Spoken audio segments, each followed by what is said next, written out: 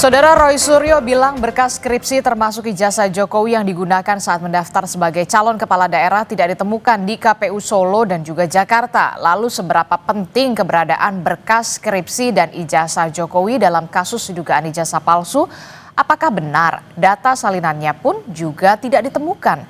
Kita akan bahas bersama sejumlah narasumber saya yang sudah hadir ke Studio Orange Kompas TV. Sudah ada Bung Rifai Kusumanegara yang selaku kuasa hukum Joko Widodo, kemudian ada Bung Ahmad Kozinudin yang merupakan kuasa hukum Roy Suryo CS. Selamat pagi Bapak-bapak, Assalamualaikum. Pagi Mbak Desti. Salam. Kemudian juga ada melalui sambungan daring bergabung bersama kita ada Prof. Hipnu Nugroho yang merupakan pakar hukum pidana Universitas Jenderal Sudirman. Selamat pagi, Assalamualaikum Prof. Hipnu. Waalaikumsalam, selamat pagi Mas Rifai, Mas Kusidin. Prof. Enjang pagi. Nah, ini kita masih membahas yang tampaknya masih menjadi sorotan publik ini ya, setelah kemarin kita tahu ada pernyataan resmi dari Rektor UGM begitu ya, Bung Kozinudin dan juga Bung Rifai, yang menyatakan bahwa memang betul Pak Jokowi ini memang skripsi lulus, bahkan ujian skripsinya terlaksana pada 23 Oktober 1985. Nah, pendapatnya dari kubu Roy Suryo CS ini seperti apa?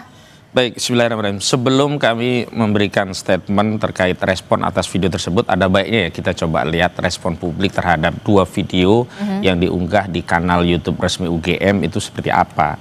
Tadi saya sudah lihat hingga hari ini 3 hari yang lalu diunggah untuk UGM menjawab ijazah Joko Widodo itu ada 335.000 ditonton, ada 6,6 like dan 19.000 komentar. Yang menarik adalah komentar teratas itu ada statement begini, terima kasih UGM, makin yakin kalau memang palsu.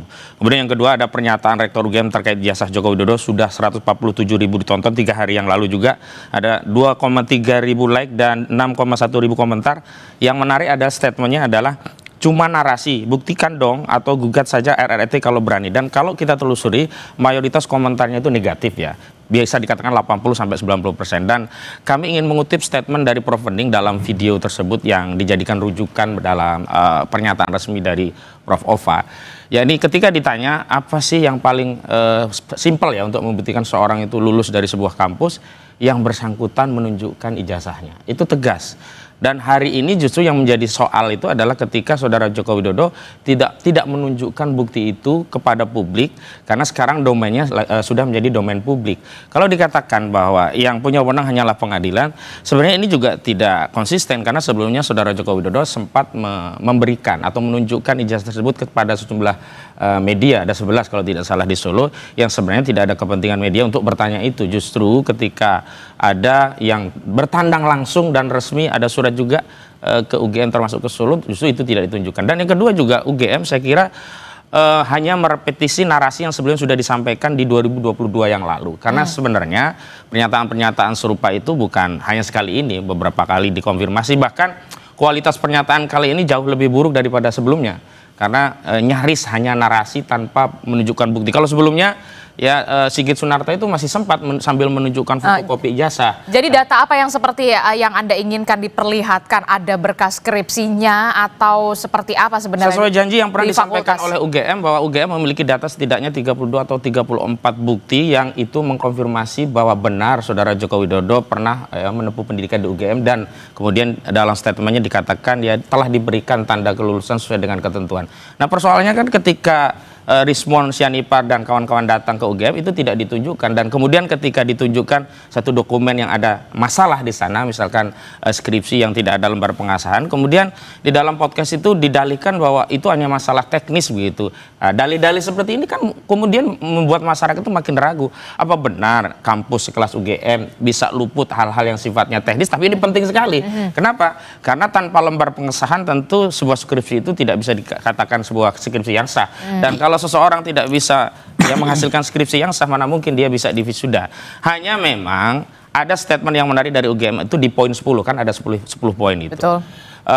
Poin 10 itu dinyatakan bahwa terkait ijazah yang sudah diserahkan kepada alumni, maka tanggung jawab dokumen itu sudah murni tanggung jawab alumni. Dan kalau nanti terbukti ya dokumen tersebut disalahgunakan, misalkan terbukti palsu, begitu UGM akan menempuh proses hukum sesuai dengan ketentuan peraturan perundang-undangan yang berlaku apabila itu sudah terbukti. Sayangnya hari ini kan semestinya tanpa menunggu proses hukum, ini kan kaitannya dengan kredibilitas ya, reputasi sebuah kampus UGM.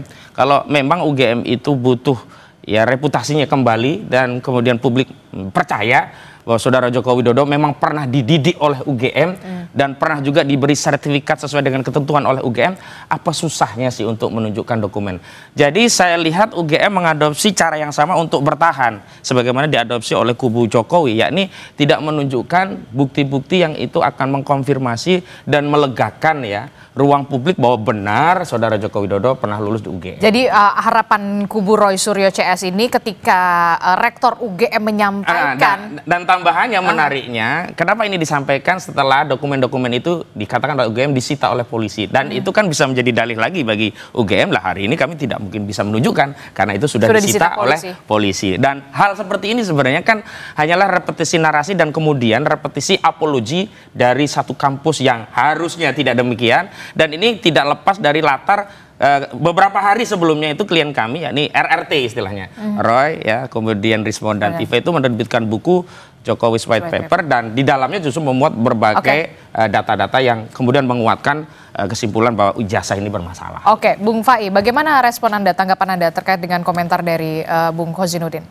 Ya, jadi sebenarnya kan soal ijazah sendiri pernah ditunjukkan ya oleh Pak Jokowi.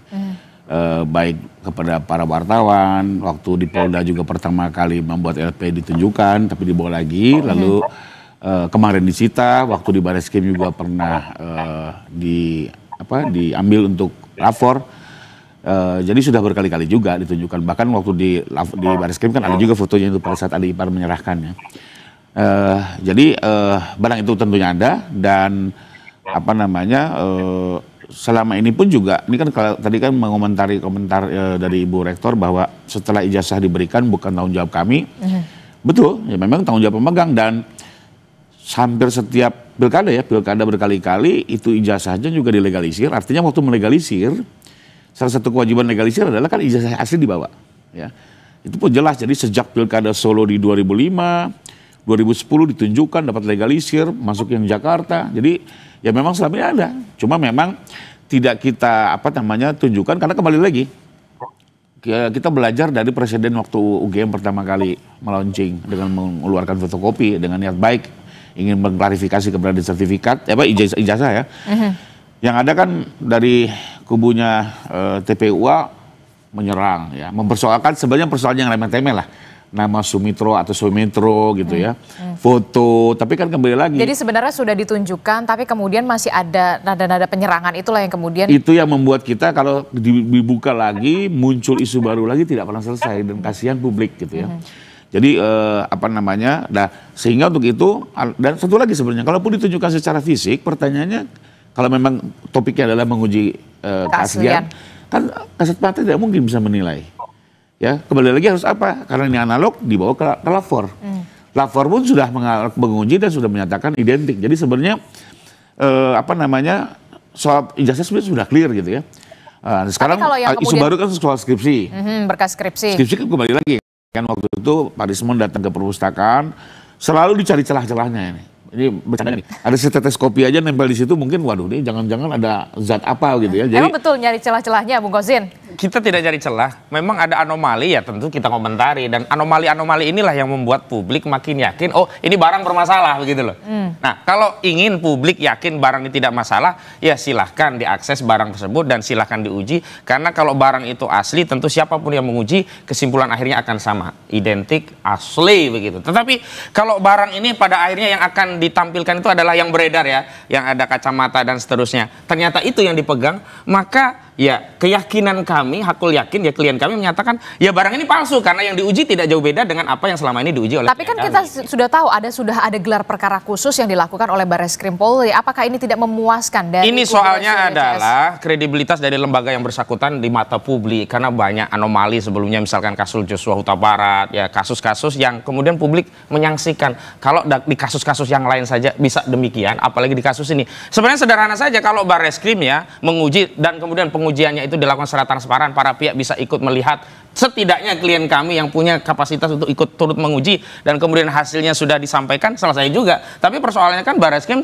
seperti ikut terlibat untuk menutupi kasus ini dengan tidak melibatkan para pihak yang punya kepentingan dengan kasus ini untuk turut menguji, sehingga semacam ada kekhawatiran kalau ada yang turut menguji jangan-jangan hasilnya beda dengan apa yang sudah dihasilkan oleh Barreskrim. Ini yang kemudian membuat publik curiga. Bung Fai, ini gimana nih? Tidak mencari celah sebenarnya, tapi memang kalau menurut Bung Kozi memang ada anomali dan barang ini ada masalah. Sebenarnya kan kalau soal keaslian ijazah sih sudah selesai ya dalam kacamata kami. Pertama ya Pak Jokowi sendiri yang memegang selama ini dan meyakini betul, beliau yang tahu betul tentang dari mana dia memperoleh ijazah ini dan selama ini beliau simpan kan gitu ya. Lalu kedua, institusi sudah menegaskan berkali-kali ya, ini Bu Ova kedua kali. Bahkan yang sekarang ini tambahannya adalah pertanyaan-pertanyaan yang selama ini menjadi anomali kalau dari Bang Ahmad ya sudah terjawab. Misalnya soal kenapa ada Sumitro dan Sumitro. Ternyata ada 2 SKP Dikbud waktu diangkat beliau sebagai dekan termasuk sebagai guru besar. Dan di situ memang ada perbedaan ejaan. Ya, So dan Soe gitu. Terus soal Pak Kasmunjo sudah terjawab juga. Beliau betul-betul pembimbing akademik dan itu ada di semua dokumen administrasi perkuliahan Pak Jokowi ya. KRS itu ya. Itu kan selalu pembimbing harus teken. Itu ada semua. Jadi ini sebenarnya sudah terjawab. Cuma memang sekarang begini Mbak, yang perlu kita agak bedakan adalah sebenarnya hari ini perkara yang di depan mata itu bukan perkara pemalsuan, tapi perkara fitnah pencemaran nama baik. Nah, di mana ya mau tidak mau tentunya dari kubu teman-teman TPU harus melakukan pembelaan. Dan salah satu pembelaan yang paling baik adalah kembali lagi mempersoalkan bahwa seolah-olah dokumen ini palsu ya, karena pada saat asli maka seolah-olah unsur fitnah itu menjadi terpenuhi, tapi kalau tetap dianggap palsu maka unsur itu akan terbantahkan. Jadi ya saya rasa wajar saja ya ini terus dipersoalkan, ini dianggap sebagai anomali, tapi kembali lagi nanti paling menarik di persidangan semua dibuka ya. Kami memiliki sejumlah bukti yang menyatakan ini asli. Teman-teman TPU juga memiliki mungkin bukti-bukti yang dianggap ini menjadi seolah-olah palsu. Nanti silakan hakim yang akan memutuskan dari 2 bukti-bukti yang ada. Termasuk masyarakat juga bisa mengikuti dalam persidangan. Karena memang ini jadi sorotan publik begitu ya. Pasti masyarakat juga masih terus mengawal dan juga mengawasi kasus ini. Saya ke Prof Hipnu dulu. Prof Hipnu, Anda juga kan sebagai akademisi begitu ya di Universitas Jenderal Sudirman begitu ya. Saya ingin meminta respon dulu dari Anda sebagai akademisi, Prof Hipnu. Apa yang sudah dilakukan oleh Rektor UGM dengan adanya video pernyataan tersebut? Bagaimana respon Anda? Apakah ini sudah semakin dalam tanda kutip ya upaya kampus begitu ya untuk kemudian menjernihkan ini semua atau seperti apa kalau menurut Anda, Prof Hipnu? Terima kasih Mbak. Jadi pernyataan Bu Rektor UGM saya kira itu sebagai bentuk klarifikasi yang selama ini ada perdebatan tentang ijazah. Sebagai lembaga pendidikan yang mengeluarkan ijazah sudah memberikan suatu pernyataan yang runtut. Cuman pertanyaannya, kita juga harus melihat keinginan publik. Keinginan publik itu pernyataan-pernyataan formal tadi, tapi juga ditunjukkan pernyataan-pernyataan materialnya. Ada suatu skema, ada suatu alur, ini tampaknya yang belum dijelaskan. Sehingga alur pikir itu menjadikan suatu kebenaran materialnya, walaupun formal. Tapi ibarat step by step yang dilakukan oleh Bang Kosinudin itu jelas. Oh ini tidak hanya aslinya di mana, perolehnya di mana, sidangnya di mana, skripnya berapa. Itu tampaknya kalau kita suatu penelitian itu roadmap Pak Jokowi dari masuk sampai akhir itu perlu dibuat satu alur kan itu loh. Nah alur itu yang tampaknya sampai kemarin sampai saat ini belum pernah terjadi, sehingga asas sebagai bentuk keterbukaan Mas Kosinudin juga masih ramai terus. Sedangkan Mas Rifai juga sudah memberikan, tapi pemberitaan nanti di kepolisian ini kan nggak ketemu, sehingga seolah-olah sebetulnya mindsetnya ini Pak, apakah pernyataan yang secara material di kepolisian itu juga dibawa ke ranah publik kan gitu arahnya kan, sehingga pada saat diskusi penyelesaian perkara penghasutan nama baik itu sudah clear dulu, oh ini palsu, oh ini membuat palsu. Kan konteksnya tadi Mas Rifai kan sudah jelas itu. Tapi pertanyaan Mas Konisudin kan, loh ini kan rumusan pemalsuan itu ada membuat palsu dan memalsu. Lah akan bergeser yang tadinya memalsu menjadikan sudah tidak, tapi membuat palsu kan gini. Ini mutar terus, sehingga salah satu yang terjadi menurut saya sebagai mencari kebenaran material, roadmap yang terjadi detik per detik, tanda tangan termasuk bukti-bukti saya kira perlu dijelaskan secara konkret sehingga tidak ada sedikit pun celah yang menjadikan suatu perdebatan. Oke, Gitu, jadi Mbak. menurut Anda apa yang sudah disampaikan oleh Rektor UGM Profesor Ova ini hanya sebatas klarifikasi, tidak memenuhi asas material begitu ya. Seperti yang diketahui Joko Widodo ujian skripsi terlaksana 23 Oktober 1985. Ini yang kemudian menurut Anda harus dibuktikan ada berkas-berkasnya, berkas-berkas penunjang untuk kemudian bisa ini semakin terang benderang. Tapi ya gitu tampaknya seperti itu. Jadi sebagai bentuk pertanyaan publik, oh betul sudah ada. Gitu. Oke. Hanya komunikasi itu sebetulnya gitu. Jadi menurut Anda apa yang dilakukan oleh UGM rektornya itu masih kurang begitu ya? Tidak menjawab atas pertanyaan yang masih menjadi pertanyaan Roy Suryo CS dan juga netizen begitu menurut Anda? Ya, melihat perkembangan netizen seperti itu, pengennya seperti hanya pembuktian di persidangan, tapi juga di pembuktian di non persidangan ini di peradjudikasi. Tapi secara etika kampusnya bagaimana sebenarnya, Prof Hipnu, boleh nggak sebenarnya? Kalau dalam hal suatu proses klarifikasi, menurut saya boleh-boleh saja, karena itu kan hanya menjelaskan. Pertanyaan yang dirisaukan oleh masyarakat, kapan ujiannya? Siapa yang menguji, tanda tangannya seperti apa, perubahannya seperti apa. Kalau ada sudah clear itu sebetulnya. Nah, itu yang tampaknya kemarin masih normatif sekali gitu loh. Sehingga netizen bongkos netizen kalau dijelaskan sampai A sampai Z mungkin clear. Sekarang pertanyaannya mau ijazahnya aja belum clear kan gitu kan. Sekarang kan yang kejar kan bagaimana perolehan ijazah yang bersangkutan. Apakah memenuhi standar? Apakah ini yang terjadi kan seperti itu. Lah itu kewenangan dia menjelaskan secara limitatif bagus itu. Tapi kalau dari Anda kan ya memang akademisi di kampus lah ya, hidup di kampus begitu. Nah, berkas skripsi sebenarnya pihak kampus itu sebenarnya megang nggak sih, nyimpen nggak sih berkas skripsi seharusnya?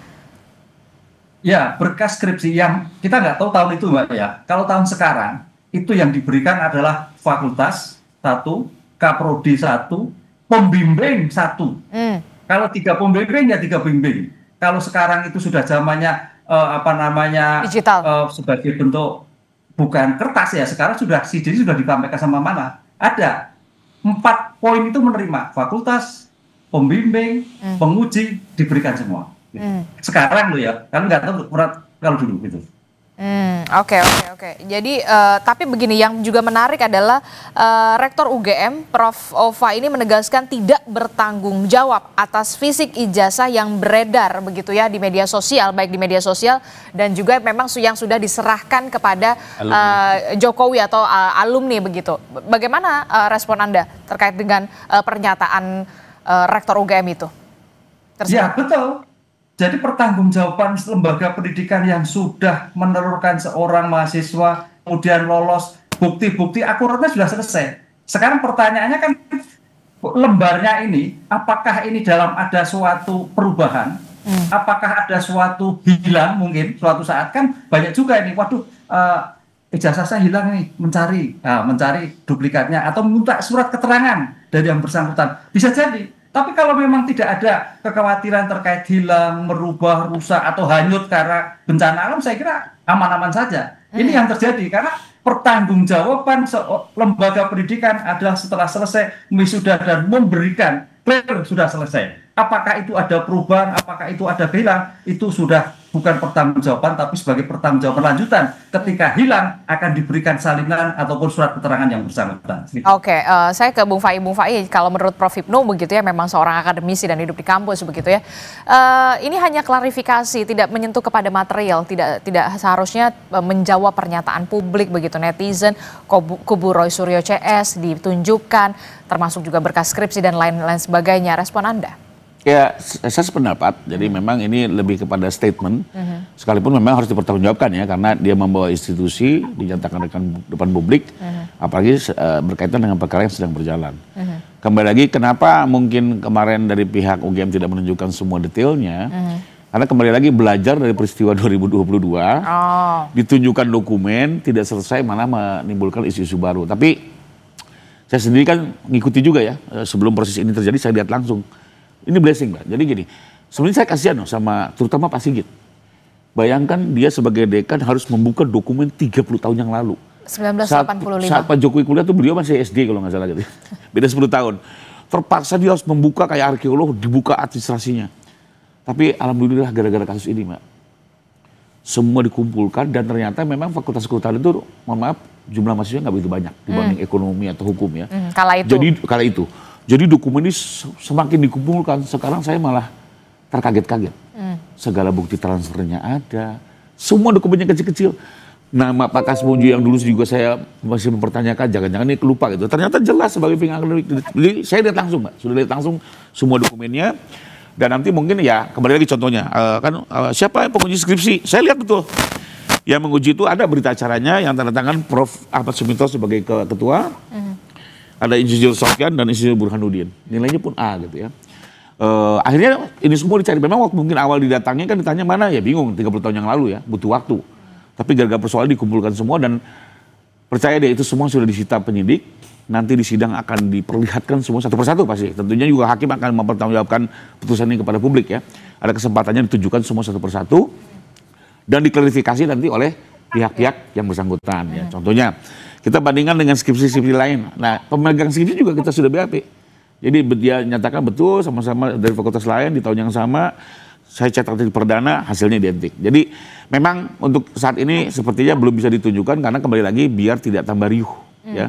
Tapi mungkin solusinya kita dorong saja agar segala persidangan di persidangan nanti dibuktikan. Akhir dari segalanya. Nah itu supaya tidak riuh kalau kata Bung Fai. Ya itu kan praduga dan sebenarnya kalau apa yang dialami Bung Rifai itu juga dilakukan disampaikan ke Rosuryo mungkin juga bisa lebih teduh lebih awal begitu. Ini kan semua asumsi dan saya ingin tegaskan memang benar itu adalah sebuah klarifikasi resmi tapi sekali lagi anomali-anomali yang ada di tengah masyarakat terkait ijazah saudara Joko Widodo itu tidak bisa selesai dengan narasi, harus dengan bukti. Jangankan 2 kali statement ya, mau ribuan narasi kalau tidak ada bukti ya publik masih mempertanyakan. Soalan sekarang yang dihadapi oleh publik itu rujukan dari statement itu apa? Misalnya soal SK dari Ahmad Sumitro bahwa beliau ya sudah dikukuhkan tapi SK-nya sudah lebih lama sehingga kapanpun bisa digunakan walaupun ada pengukuhan. Kan tinggal disepil ini loh SK-nya, oh ternyata ada yang Sumitro, oh ternyata ada yang Soemitro, oh berarti semuanya nggak ada masalah. Kan yang disampaikan oleh Sigit Sunarta hanya menjelaskan bahwa itu biasa lazim, ada dulu di 80 ada ejaan yang disempurnakan, ada yang kemudian 8 ada yang pakai Soe, ada yang pakai Su, tetapi itu semuanya narasi. Nah, kalau ada dokumen ini loh yang Soe, ini loh yang Su, oh kemudian publik selesai satu urusan tentang Soemitro dan Sumitro. Yang kedua, kan kembali justru mengulangi sesuatu yang selama ini diperdebatkan dan justru menambah publik tidak yakin. Contoh soal Kasmujo. Kasmujo kan kembali diakui bukan dosen pembimbing skripsi tapi dosen pembimbing akademik. Sementara penelusuran Rismon saat datang ke rumahnya, Kasmujo itu membantah 2 hal sekaligus. Pertama, dia bukan dosen pembimbing skripsi. Kedua juga bukan dosen pembimbing akademik. Kemudian baru lari. Oh ternyata dosen pembimbing skripsinya Ahmad Sumitro. Lah kita nggak bisa telusuri karena yang disebut itu sudah meninggal. Dan semua statement dari orang-orang UGM ini kan juga bukan orang yang mengalami, melihat, mendengar sendiri. Karena bukan periode saat Jokowi kuliah mereka belum menjabat di situ. Akhirnya apa? Kita itu hanya dihadirkan testimoni de audito dalam konteks hukumnya. Sayangnya ini bukan dalam proses pro justisia. Kalau dalam proses pro justisia semua pernyataan ini tidak bernilai. Karena bukan yang mengalami langsung. Oke, jadi kalau menurut kubu Rosuryo CS tidak perlu narasi tapi kemudian perlunya bukti. Ya. Lalu bagaimana proses hukum selanjutnya nanti kita akan lihat. Usai jeda kami masih akan lanjutkan lagi. Jadi tetaplah bersama kami di Sapa Indonesia Pagi. Kami akan segera kembali.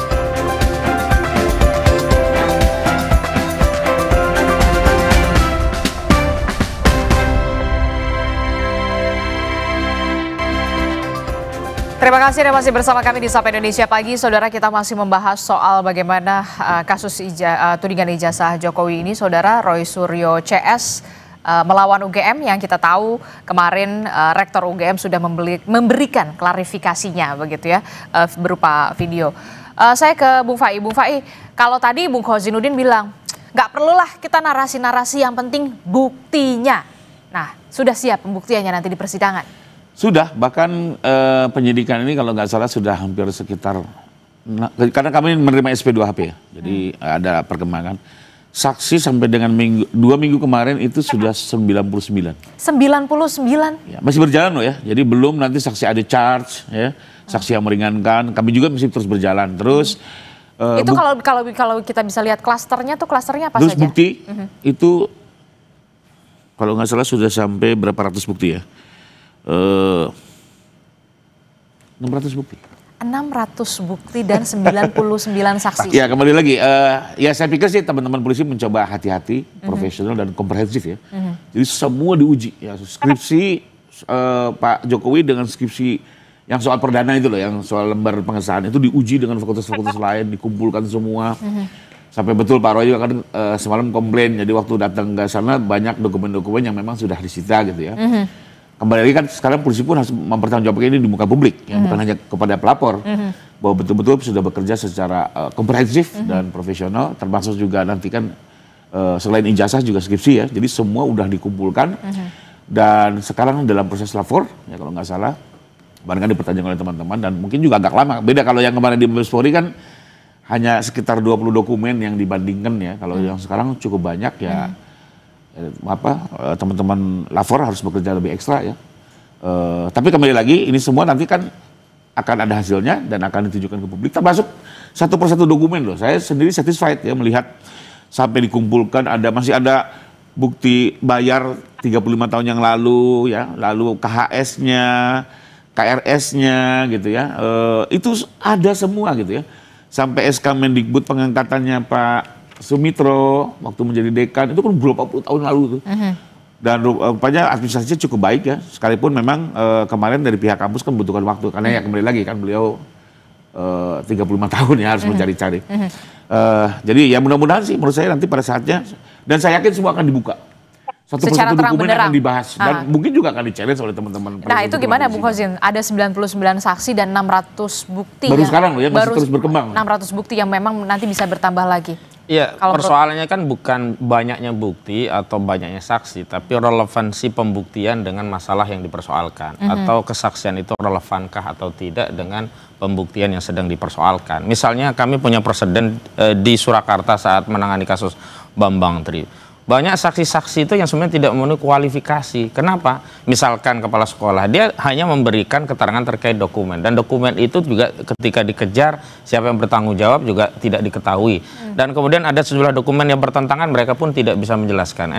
Memang problemnya ini adalah ini peristiwa lampau sehingga saksi-saksi yang langsung melihat, mendengar, dan mengalami sendiri itu tidak ada. Akhirnya saksi itu adalah wakil dari otoritas dari lembaga yang menerbitkan dokumen. Dalam ini kalau di UGM mungkin ya dekan-dekan hari ini, dosen-dosen hari ini, rektor hari ini, tidak mungkin. Atau mungkin sebagian ada kayak Pak Kasmujo, itu kan masih saksi sejarah. Tapi kalau Pak Ahmad Sumitro kan juga sudah tiada.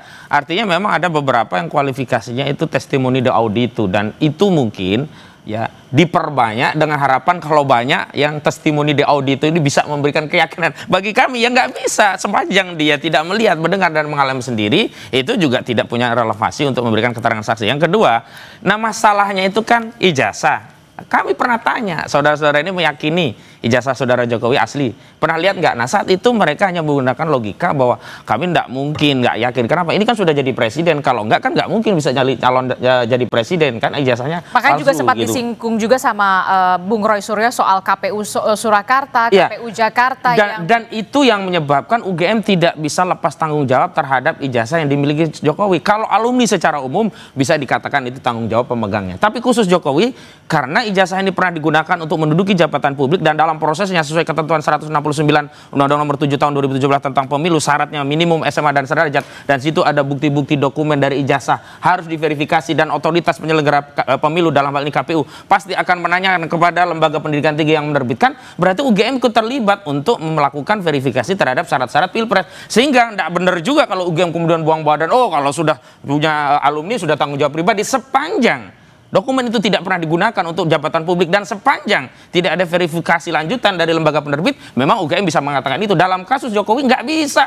Dia pilpres pasti ke UGM, dia pilkada wali kota ke UGM, pilkada gubernur DKI ke UGM. Siapa yang kemudian memberikan pensahihan, legalisasi terhadap dokumen itu? Kan UGM. Begitu. Bagaimana Bung Fai? Ya memang saya sependapat, jadi ya, intinya tidak bisa langsung melepas begitu, karena bagaimanapun salah satu verifikasi kami kan adalah selalu terjadi proses legislasi di setiap tahapan pemilu. Legalisasi ini prosesnya Mbak, di semua kampus Indonesia pasti harus tunjukkan ijazah asli, dicek, baru dicap. Nah, artinya setiap 5 tahun sekali, hampir setiap 5 tahun sekali selalu ada proses verifikasi itu. Jadi pertanyaannya kenapa delegalisasi? Kalau Anda tidak yakin kan begitu. Tentunya kami yakin ini asli ya, makanya dilegalisasi. Jadi terkait soal legalisasi juga tetap harus dijawab oleh pihak UGM. Sekalipun kembali lagi kalau kami sih sangat yakin karena selama ini Pak Jokowi yang memegang langsung ijazah itu tidak pernah kemana-mana. Dilegalisasi berulang-ulang dan hasil lapor kemarin sebenarnya sudah membuat kami ya PH pun harus diyakinkan loh ya karena kami juga bukan saksi yang melihat langsung. Hasil lapor kemarin juga membuat kami yakin bahwa oh ini clear. Ditambah lagi nanti dengan penambahan baru ini ya lapor yang kedua. Tapi kemudian Bung Hussein juga mempertanyakan, nggak perlulah banyak-banyak kuantitasnya ada 99, 600 bukti, tapi secara relevansinya, secara saya kira sekarang ini tidak sedang membuktikan peristiwa, tapi membangun narasi untuk meyakinkan peristiwa. Sudah bergeser, seolah-olah dengan banyaknya saksi, banyak dokumen itu mengkonfirmasi bahwa oh Jokowi itu memang asli dan adalah alumni UGM.